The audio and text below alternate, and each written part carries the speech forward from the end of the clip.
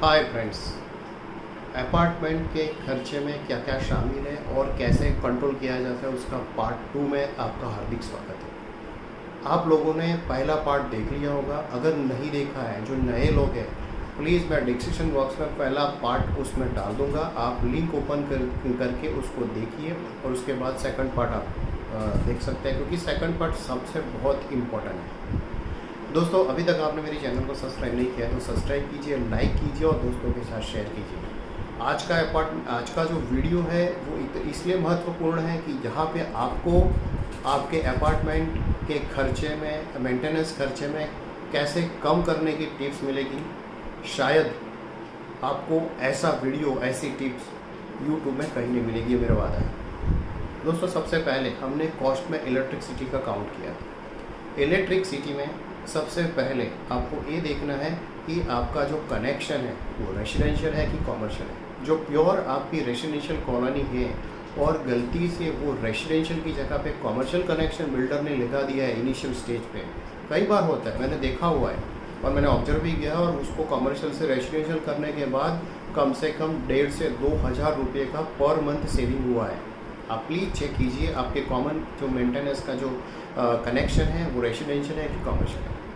Second, आपका 3-4 महीना या तो 6 महीना कंजम्पशन की पैटर्न देखिए। आपका लोड की, आपका जो कनेक्शन है वो कितना किलोवाट का लिया हुआ है। सपोज आपका कनेक्शन 15 किलोवाट का लिया हुआ है और सही में आपका यूटिलाइजेशन सिर्फ 4 या 5 किलोवाट का होता है, तो आप उसमें से जो कनेक्शन है, जो डिमांड लोड है, उसको आप कम करवा दीजिए। 15 की जगह पे 10 करवा दीजिए या तो 8 करवा दीजिए, क्योंकि उसका जो स्लैब जैसे चेंज हो जाएगा उसकी जो फिक्स कॉस्ट है वो कम हो जाती है। फिक्स कॉस्ट कम हो जाती है तो आपका इलेक्ट्रिसिटी में कम से कम नहीं तो 500 रुपीज़ से 1000 रुपीज़ का ऑटोमेटिक सेविंग हो जाता है। तो दोस्तों, ये बहुत ही इंपॉर्टेंट चीज़ है। ये दोनों चीज़ आपको देखना है। सबसे पहले कि आपका रेसिडेंशियल कनेक्शन है कि कॉमर्शियल है। अगर प्योर रेसिडेंशियल आपका अपार्टमेंट है तो दूसरा आपको ये देखना है कि आपके जो कनेक्शन कितने किलोवाट का है और सही में आपका यूटिलाइजेशन कितना किलोवाट का होता है। बेस्ड ऑन दैट उसको कम करवा के आपका खर्चा बता सकते हैं। थर्ड चीज़ आई, आपका सबसे ज़्यादा खर्चा होता है लिफ्ट में चलाने का। लिफ्ट के लिए मैंने एक ऑलरेडी वीडियो बनाया हुआ है कि अगर 2 लिफ्ट होती है तो आपको एक लिफ्ट से कैसे काम होना चाहिए। मैं नीचे डिस्क्रिप्शन बॉक्स में वो लिंक डाल दूंगा, आप ये वीडियो डिटेल में देख लेना। आप उसमें भी एक लिफ्ट चला के अच्छी तरह से उसका सेविंग कर सकते हैं। उसके बाद मैंने बोरवेल या तो overhead underground tank, underground motor की बात किया था। अगर आप प्रॉपर साइज़ की मोटर लगी है तो आप चेक कीजिए कि आपकी मोटर ज़्यादा गर्म तो नहीं हो रही है, या फिर आपकी जो पाइप की जो साइज़ है वो भी प्रॉपर लगी है कि नहीं है। कई बार क्या होता है कि बिल्डर जब कंस्ट्रक्शन करता है तब बड़ी साइज़ का मोटर लगा देता है जो अवेलेबल होगा हो, लेकिन सही में इतनी आपको किलोवाट की ज़रूरत नहीं है। तो आपको एक बार खर्चा करना पड़ेगा रिप्लेसमेंट के सामने। जो सही किलोवाट है इतनी किलोवाट की मोटर लगा दीजिए, जिसकी वजह से आपका कंजम्पशन कम हो जाएगा। दूसरी चीज़ की प्लम्बर, कई बार क्या होता है कि बिल्डिंग का काम चल रहा है, जो भी साइज़ का मिल दिया लगा दिया, तो अगर बड़ा साइज़ का लगा है उसको जो भी रिक्वायर्ड साइज़ का लगा दीजिए। उसके हिसाब से आपका जो कंजम्पशन होगा, क्योंकि लोड उसमें कम पड़ेगा, उसकी वजह से आपका कंजम्पशन मोटर का कम हो जाएगा। तो ये छोटी छोटी चीज़ है, लेकिन एक बार आपने देख लिया तो लाइफ टाइम आपका सेविंग बनता रहेगा।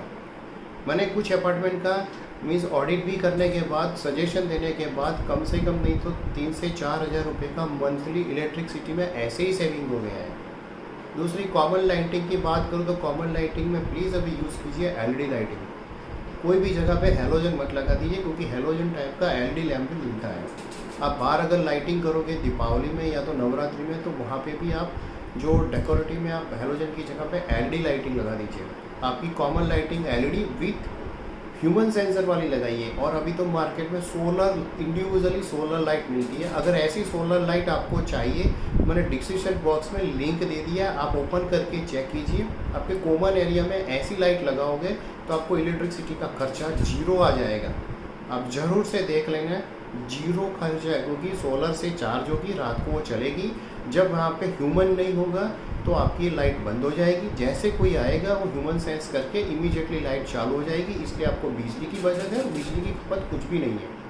मैं 2-3 टाइप की जो लगा दूँ, जो रूटीन में अभी लेटेस्ट चलती है उसकी डिटेल में वीडियो में डाल दूँगा। आप लिंक ओपन करके आप चेक कीजिए, आपको ज़रूरत पड़े तो ऐसा यूज़ कीजिए जिसकी वजह से आपको इलेक्ट्रिसिटी कम आ जाए। दोस्तों, मैं रिकमेंडेड नहीं करता हूँ सोलर लगाने का, क्योंकि कई बार कैलकुलेशन कुछ गलत भी हो जाता है। अगर आप अच्छी तरह से इलेक्ट्रिसिटी कंट्रोल करोगे तो आपको सोलर लाइट लगाने की, सोलर पैनल लगाने की ज़रूरत नहीं है। लेकिन अगर आपके पास फंडिंग है, जो स्पेयर में है, अगर आप सोलर लगा दिया तो आपका एटलीस्ट 20-25 साल के लिए जो कॉमन लाइटिंग या कुछ इलेक्ट्रिसिटी का कंजम्पशन आपको उसमें से रिबेट मिलेगा। मैं रिकमेंडेड इसलिए नहीं कर रहा हूँ क्योंकि उसका जो बाईबैक है वो आपको मोर देन 5 साल के बाद ही मिलता है, और नॉर्मल हम जब इन्वेस्टमेंट करते हैं उसका बाईबैक अगर 2 या 3 साल में नहीं मिलता है तो ऐसा फाइनेंशियल पॉइंट ऑफ व्यू भी वो लायबल नहीं है। दोस्तों, मैं डिटेल में डिस्कशन कर रहा हूँ, लेकिन मोर इंटरेस्टिंग है, आप सब लोगों के लिए शेयर कर रहा हूँ, इसलिए अंत तक जरूर देखना, क्योंकि मैं एक भी चीज़ मिस करना नहीं चाहता हूँ आपको शेयर करने के लिए।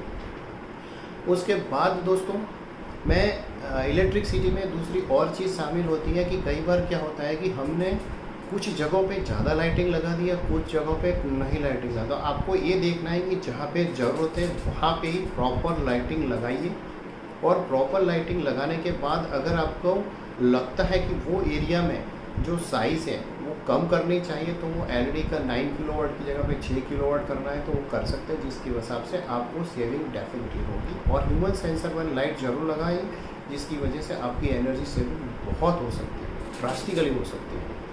उसके बाद कुछ एरिया ऐसा होता है कि जहाँ पे आपको जब कुछ फ्लैट है, अपार्टमेंट में ऐसा है कि आप सिक्योरिटी गार्ड को बोल दिया है कि आपको ये नॉर्मल टाइम पे आपको लाइटिंग चालू करनी है और ये टाइम पे मॉर्निंग में आपको बंद कर देना है। बेटर है दोस्तों कि आप जो लाइटिंग है वो 2 तरीके से ऑन ऑफ कर सकते हैं। एक, वहाँ पे आप लाइटिंग सेंसर लगा के आप कब चालू करना है और कब बंद करना है उस हिसाब से करोगे तो ओवरऑल आपको उसमें सेविंग रहेगी कंपेयर टू ह्यूमन जो आपको बंद या चालू करता है उसकी कंपेयर में। क्योंकि कई बार होता है कि सिक्योरिटी गार्ड भूल गया, उसने बंद करना रह गया, उसके बाद आपको जब उसकी इच्छा होगी तब बंद करता है। ये जो इलेक्ट्रिसिटी खपत की बात की, उसको प्रॉपरली आप मॉनिटर करते रहेंगे, ध्यान रखेंगे तो आपका इलेक्ट्रिसिटी में ड्रास्टिकली कम हो जाएगा और उससे आपका मेंटेनेंस खर्चा कम होगा। उसके बाद आती है सिक्योरिटी। सिक्योरिटी में आपको प्रॉपरली आपने सीसीटीवी कैमरा ऑलरेडी लगा दिया है तो आपको आपको ये देखना है कि आपके 2 गेट हैं तो 2 गेट में आपको कैसे मैनेज करना है। अगर दिन में आपने 2 गेट पे 2 रखा है, रात में आप 1 गेट बंद कर देते हो तो 1 गेट में सिक्योरिटी रहेगी, दूसरे गेट में उसका सिक्योरिटी का मॉनिटरिंग रख के आप 1 गार्ड रात को कम कर सकते हैं। Depends upon the everybody choice, क्योंकि सेफ्टी और सिक्योरिटी के लिए कई बार हमको कॉम्प्रोमाइज़ नहीं करना चाहिए, क्योंकि वो सेविंग लॉन्ग टर्म के लिए सेविंग नहीं होता। कुछ ऐसा इंसिडेंट बन गया जिसकी वजह से आप खर्चा जो किया है उसके सामने जो हुआ है नुकसान वो बहुत भारी रहता है। तो ये चीज़ के लिए मैं आपके ऊपर छोड़ता हूँ कि आप आपके हिसाब से डिसाइड करो कि आपके फ्लैट में सबकी क्या सहमति है। उसके बाद आता है हाउस कीपिंग। हाउस कीपिंग के लिए मैंने डिटेल एक वीडियो बनाया कि कैसे हाउस कीपिंग करना चाहिए, कैसे वो जो ठेकेदार है उसको कैसे गाइड करना है और कैसे अपनी सोसाइटी को मेंटेन रखनी है, उसकी पूरी detail with all the terms and means लिखा है। आप उस वीडियो को मैं लिंक डाल दूँगा, आप ज़रूर से देख लेना। उसकी वजह से भी आप कम खर्चे में अच्छी तरह से आपकी सोसाइटी या तो आपकी अपार्टमेंट को क्लीन रख सकते हैं। उसके बाद दोस्तों खर्चा आता है एएमसी का, जो मैंने बताया था डीजी सेट का, या तो जिम इक्विपमेंट है, या तो आपको मीन्स सोलर का कुछ है, या तो आपने कोई भी मीन्स चीज़ रखी है। तो एएमसी मेरे हिसाब से आप 3 साल के लिए ही करना है, क्योंकि 3 साल के लिए जब आप करते हो तो आपका जो ओवरऑल खर्चा होता है कम होता है और आप अच्छी तरह से नेगोशिएट कर सकते हो। और दोस्तों मेरा एक एक्सपीरियंस है कि आप जो भी मैन्युफैक्चर से आपने जो भी चीज़ लिया है उससे भी एएमसी करवाइए, क्योंकि कई बार क्या होता है कि कुछ कम खर्चे करने के लिए भी कुछ लोग कोई अदर पार्टी को दे देते हैं जो जेन्युइन पार्ट्स नहीं लगाता है, जेन्युइन सर्विस नहीं करता है, और उसके बाद आपको लॉन्ग टाइम में पूरा इक्विपमेंट ख़राब हो जाता है। वो बहुत बड़ा खर्चा है, इसलिए आपको इनिशियल स्टेज में मेंटेनेंस कॉस्ट थोड़ा सा ज़्यादा आएगा, 5 से 10% का फ़र्क पड़ता है, लेकिन वो लॉन्ग टर्म आपका जो इक्विपमेंट सही रहेगा, सही हाथ में उसकी मरम्मत होगी तो लॉन्ग टर्म चलेगा।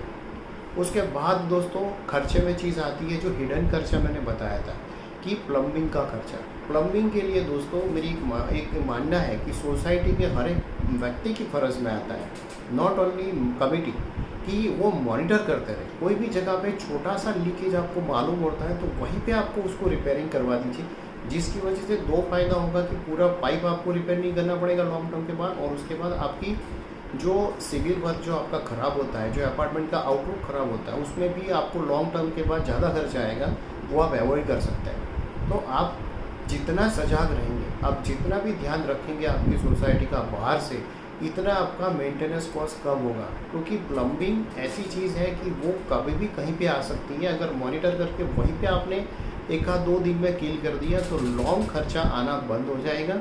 और इतना ध्यान रखोगे कि आपकी सोसाइटी में 7-8 साल हो गया है और पाइप कुछ ख़राब हो गया, आपको लीकेज लगता है, तो पूरा पाइप बदल दीजिए रेदर देन आप छोटे छोटे जॉइंट लगाने के लिए।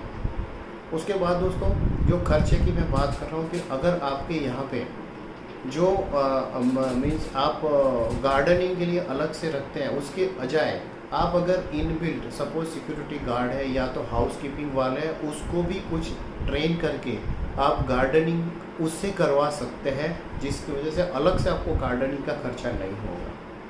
दूसरी चीज़ एक में रह गई कि आपके जो क्लब हाउस है, जिम है, इसमें जो इलेक्ट्रिसिटी की खपत होती है वो बहुत होती है, क्योंकि लोग क्या करते हैं कि जब आते हैं तब चालू कर देते हैं, जाने के टाइम उसकी जो इलेक्ट्रिसिटी है, जो एयर कंडीशन है, लाइटिंग है, या तो जिम के जो इक्विपमेंट है, उसको बंद नहीं करता है। ह्यूमन ए मेंटालिटी है।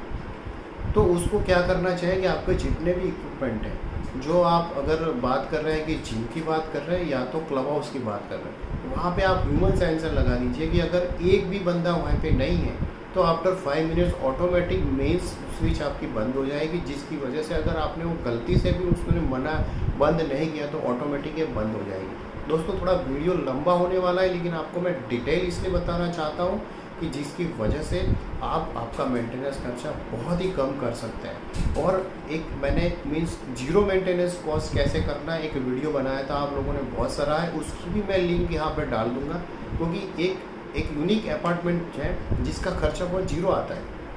उनने कैसे किया, मैंने एक केस स्टडी वो वीडियो में बताई, आप ज़रूर से वीडियो देख लेना, मज़ा आएगा आपको, या तो शायद आप भी ऐसे आपका यूनिक अपार्टमेंट कर सकते हैं।